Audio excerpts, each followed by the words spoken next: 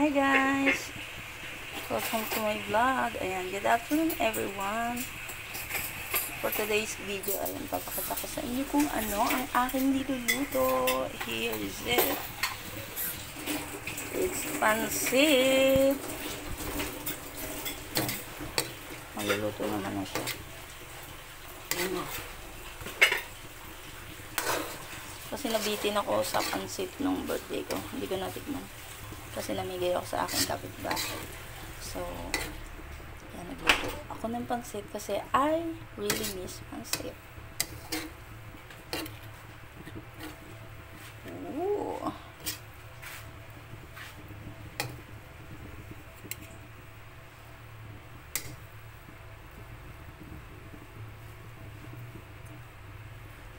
Nilagyan ko siya ng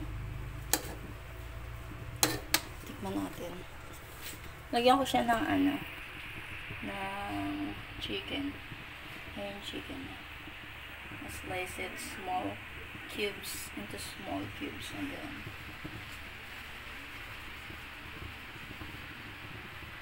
closer. That's it. And then tikman na natin. Siyempre, tigiman time. This is what I'm waiting for. Ang tikiman time, this is the chicken. Kuha ko ng chicken and then the cabbage. Oh my god, nalaglag siya guys.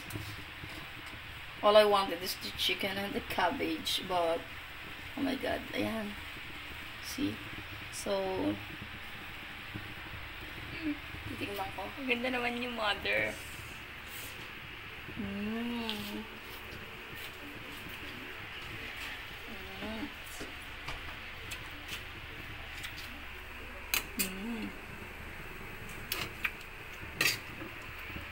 Yummy.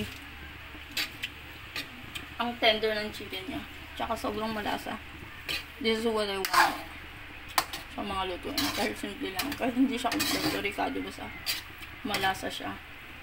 And then yung gulay, sobrang malutong.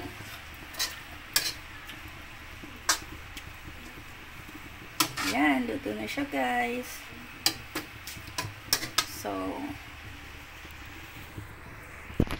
yan, hanggang dito na lang. Bye!